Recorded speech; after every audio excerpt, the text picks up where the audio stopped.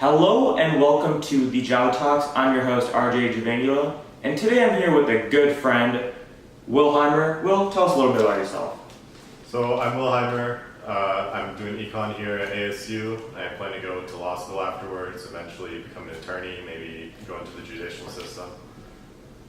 Alright, so today we're going to be talking about a topic that Will's a little passionate about. Like always, we throw it out to the guests, and the guest responds with what they want to talk about. So today we're talking about the prison system and restorative justice. Will, what's your opinion on the prison system and why is it important to you? So especially the US prison system, it's developed so much over the years that it's overflowing. Not only do we have for-profit prisons, we have non-violent crime offenders in there, just completely overpopulating it. And not only are they in there for reasons that might not warrant a prison sentence, they're in there becoming better criminals in a way. Expand on that. So you think the prison system makes it so that people become better criminals? Exactly. There's a gang culture inside most prisons, and people need to learn to essentially survive in such a harsh environment, especially where violent and non-violent offenders aren't segregated. So what do you propose that we do? So if we were to not have X amount of prisons, right? Are you proposing that we don't have the prison system in its full glory right now with its over 5,000 prisons, or do you want it to still remain but we send less people to it? Well, I think we absolutely need the prison system, especially for high-class offenders such as sexual assault, murder, things like that. There absolutely needs to be people in prison.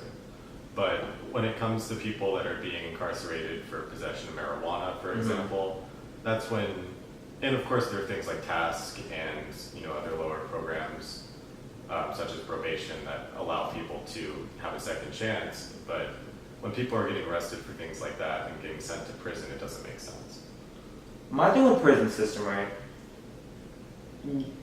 There's no detail, no data that doesn't say that the prison system is biased, right? When you look at it, you see that there's an African American men to white men. There's a 6-to-1 ratio of people getting incarcerated, and that's just between two races, right? Let's look into Latin Americans. Let's look into Europeans.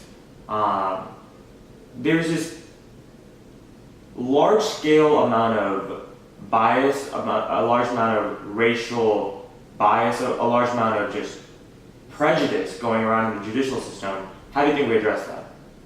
Well, I think right now there's not an easy way to solve that. I mean, of course, there's the solution of don't be racist, don't be biased, but we still see that extremely high ratio of minorities to white offenders in prisons, and a lot of times white males will get lesser sentences, white females will get lesser sentences. Perpetrators of sexual assault will get lesser sentences because victim blaming. A lot of times that's because the judges grow up in high class white environments and haven't yet adapted or accepted that these things are a serious issue. Do you have a solution to this? Do you have something that you think would make the prison system a little bit better? Well, I think having a hierarchy is one of the things we could do to improve the prison system. And not only, obviously you need, a prison for the serious offenders, but I think restorative justice centers for especially those coming from a low socioeconomic status where crime is all they know, that's something that could help. It's, having a detention center in which people feel like human, feel like they have a chance. Because right now, especially even just the architecture of prisons is dehumanizing. There's a thing called a degradation process, which you see in cults, you see in the military, you also see in prisons, and that's essentially stripping you of your identity. Okay. So prisons do this, and it's not necessarily a bad thing, but it's dehumanizing, especially for prisoners, especially for someone who doesn't believe they should be in that position. But see, can we kind of take that to a larger scale of society in general? For the longest time, we've tried making people what they're not. And I think that's what kind of causes this systematic problem where we try to tell them to do we try to tell people in like low socioeconomic communities to go to high school to get that college education. We force this thing that their resources can't attain, right? Where's my thing? We're 80% of prison inmates never finish high school, right? Mm-hmm. We have a lot of pressure for these people, and I don't think that they're able to accomplish them. And because of that pressure, because of that family pressure, because of that social pressure, right? Let's say they need to feed their family. I think society is what causes people to become bad people. As like loose as that sounds, like I don't know how else to put it. Like I feel like society with its pressures, with its social media like glamour now, like people feel like if they don't rob stuff, if they don't have that material wealth, then they're struggling. I think society right now is what causes all this shit to happen, right? Mm-hmm. And I think along that line, there needs to be a more widespread acceptance for other routes that aren't necessarily college, because there's a stigma that in a lower socioeconomic status that the only way out is through either athletics or a huge scholarship, or you have to be inherently gifted from the start. Mm-hmm. Whereas that's not necessarily true. Anyone can succeed if they have the right resources. They just don't in a lot of cases.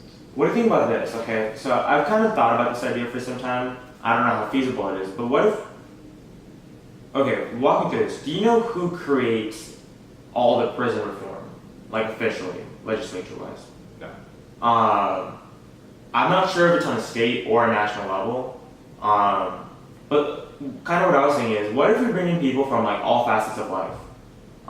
People from like low socioeconomic statuses, people from high socioeconomic statuses, people from different communities, minorities, white men, African American men, white women, African American women, Latino women, Latino men. Bring in all these different people, right? Create some kind of board, a panel, and then create prison reform that way. I don't think there's enough representation at the current moment to address all these different things. And I think that's why we continue to see that 6-to-1 ratio where we have people that aren't in tune with that community trying to create solutions for it. And I think that's just stupid at the end of the day. It's a waste of money. I think it was, where is it? Taxpayers spend $70 billion annually on incarceration costs, right? We're ineffectively using this money just because I feel like the biggest reason is that the people making the laws just aren't in tune with that community. Yeah, and I think that's where your idea of that, direct democracy could definitely help. It's having, a variety of viewpoints on that, which would, obviously help get a prison system that everyone wants, not necessarily having, 15 white men and a handful of minorities decide that, this for-profit prison is a good idea. We need more prisons. Let's build more prisons. And kind of like stretching that out, like, I'm a big advocate of people with the highest merit should get the job, not the people with a certain type of diversity, right? Like, I'm always a big advocate of talent should be the biggest thing that you look at. Not gender, not your color, but like how talented you are. And if that looks like 15 white men, then so be it. But like at the end of the day, I do think, maybe even if it's not direct democracy where people like actually like get to say what they want, but if we have that representative democracy where you're bringing in people from certain minority groups rather than a certain person from a state level, I do think that you're bringing in more opinions and more perspective, right? I think that's what we're lacking in the prison system, perspective. Yeah, perspective's huge. We don't know what those, I guess we kind of do like documentaries and stuff, but we like never get to really see what people are going through, right? We don't know their like mental process individually when they're going through the prison system and then when they're unable to get a job after because they have a felony on their record, right? I don't understand why we don't just rehabilitate. Yeah, and that's a huge part of what restorative justice aims to do. And that's where the flaws in the prison system come, is because they're designed to de-individualize. So, the orange jumpsuits, the gray walls, the bars, it makes you feel like you're not a person. It makes you feel like, well, one, you're a criminal, Mhm. but it reinforces the idea every day that you're a criminal, you're being punished, this is who you are. You're no longer, XYZ, you're a number. What do you think? I'm taking this like a whole different topic. Do you think marijuana should be legal in states? Well, I think it should. It's been shown in, California, Colorado, all across the board that not only the tax benefits, but the benefits from the lack of mass incarceration have had on the states. So I was talking to some stoners the other day, right? Just trying to get their input, like perspective, right? And they were talking to me about all their different plugs in California, right? Like people that have their medical licenses, and now they have a business shipping it from there to here. Mm-hmm. They told me their processes. They told me their different ways of receiving those. And here's my thing, right? Like if we made it legal in certain states without a nationwide stance on marijuana, we're gonna have this increased black market trade in marijuana, right? Like we're gonna have people who are gonna benefit in California because Arizona doesn't make it legal, right? I think at this point it's too late to go back to make it illegal. Mm-hmm. I think the only sane process is to make it legal.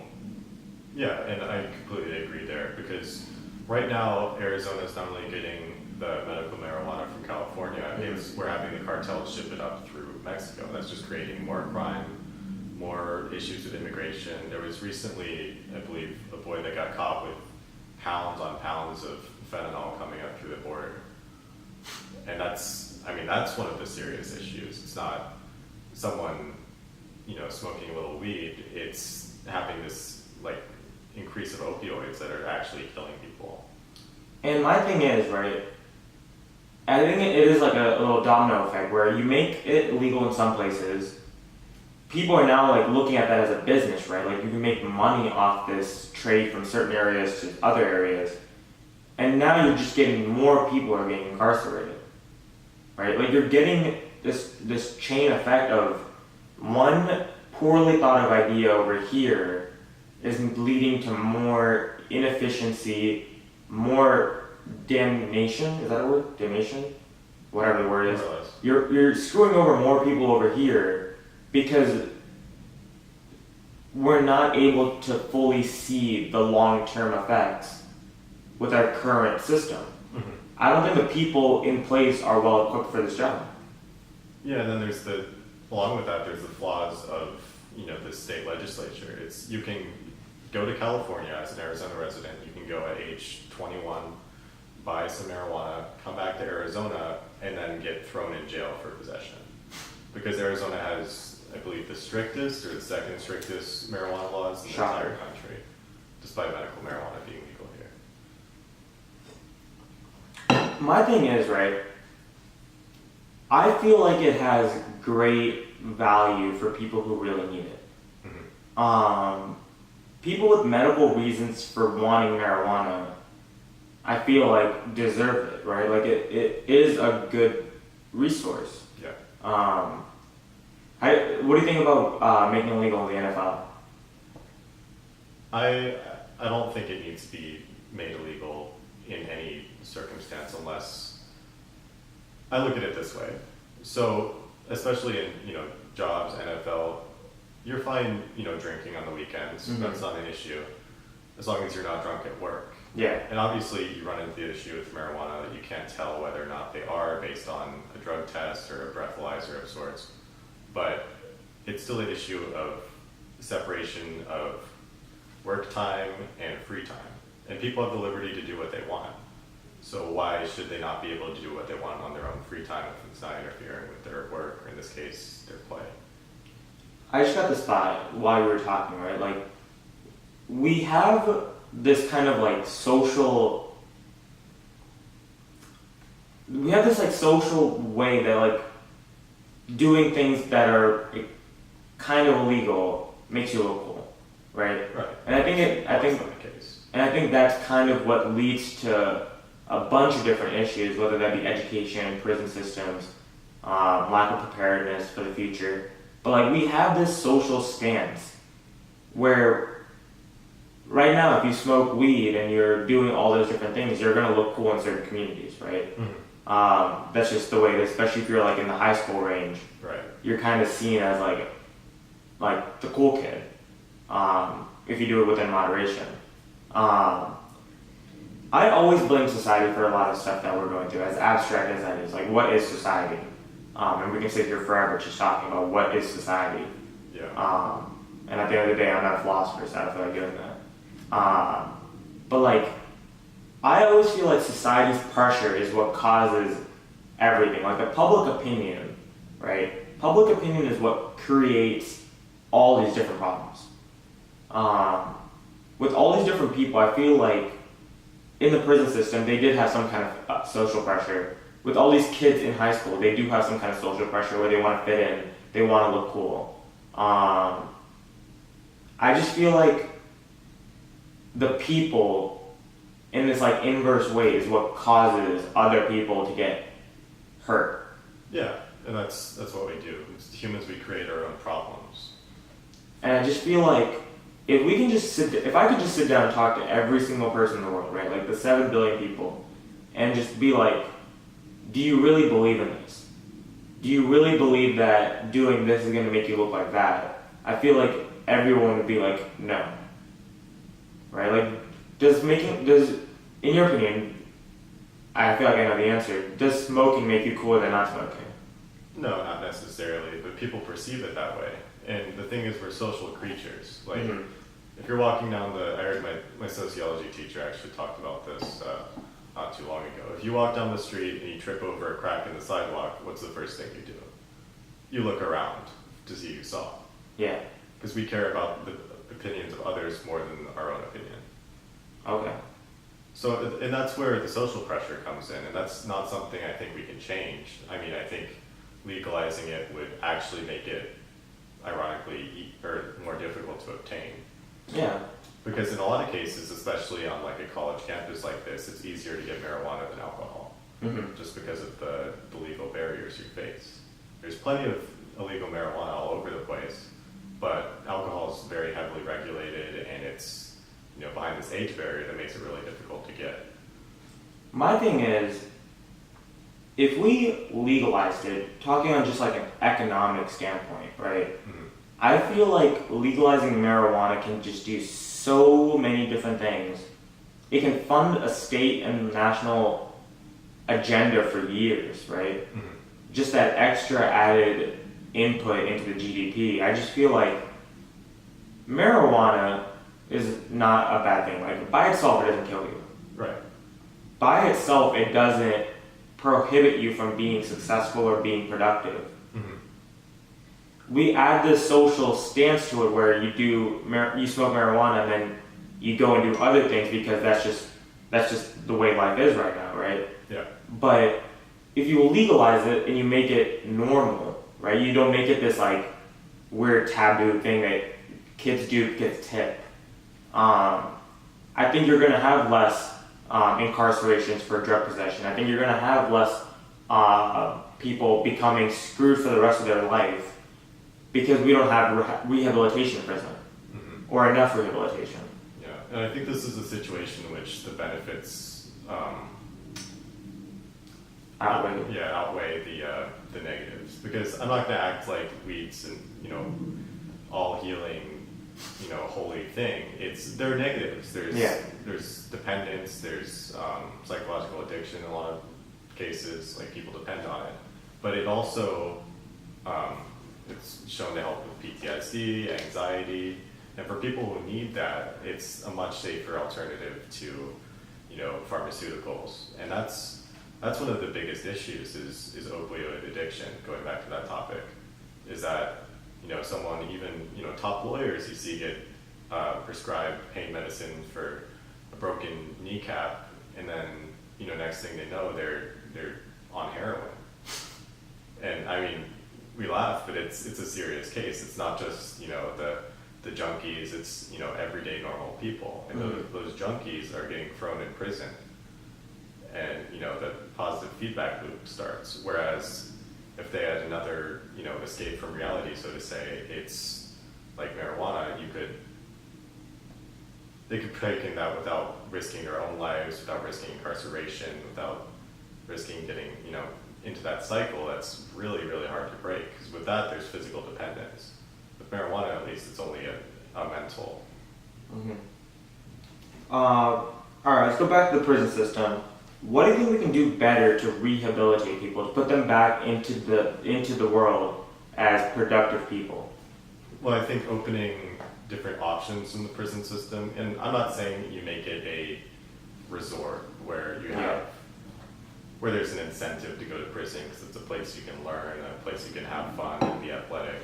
I'm saying we should have, a lot of prisons already do this, what I think is great is have educational classes, allow them to explore their options, gain a trade maybe, so when they come out of prison in however many years, whether it be 1 or 25, they come back as a knowledgeable person. That's, maybe they excel in mechanics, maybe they excel in mathematics. It's not, they're going back out into the street, what do I do? Mm-hmm. I don't have money, let's sell drugs. And then they're back in the prison system. It's a feedback loop.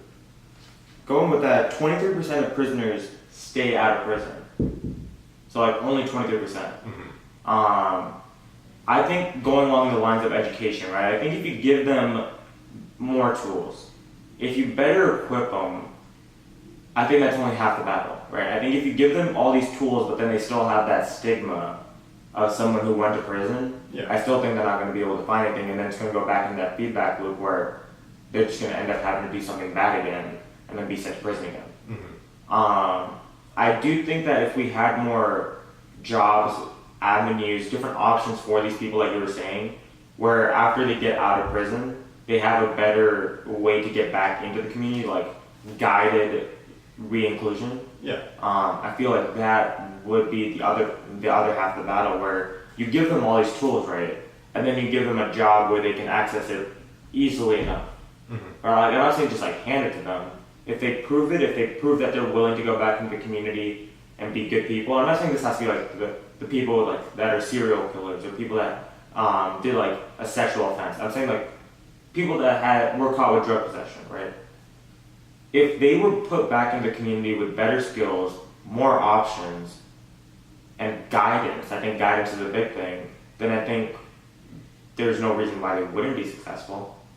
Well, I mean, they could, a lot of times they're their own roadblocks, but that's not necessarily their fault. So you're right. If we give them all the resources they need, in theory, they should be successful. Because one of the biggest issues is they come out of prison, they're, mentally 10, 15 years in the past or whatever, and they have no skills, and on top of that, they have, a misdemeanor or a felony on their record. Who's going to hire them? Aside from, maybe fast food. What if they have a family to support? What if they don't have a place to stay?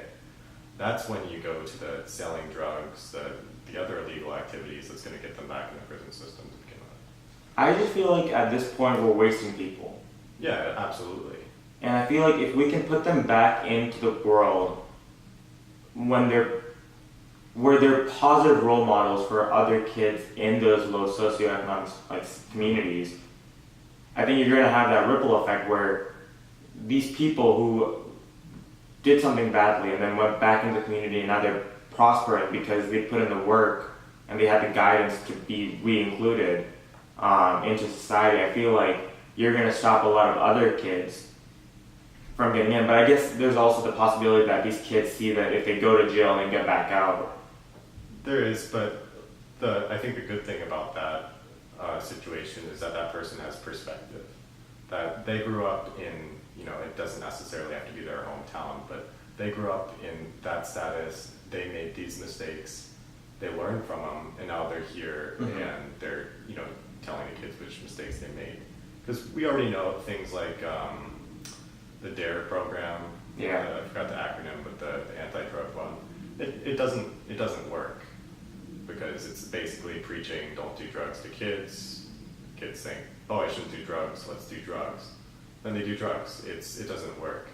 But if you have someone that went through the ringer in prison, they came out, and then they learned from the mistakes, then someone's more inclined to listen. Yeah, I do think that perspective, whether it be on like the higher level with creating prison reform, or just on that lower level as an individual, being able to provide perspective to other kids. Because like with the DARE program or like any other like organization that tries to tell you what to do, if they don't have people that have gone through stuff, then you can't really connect with them, right? Like if you came to me and told me that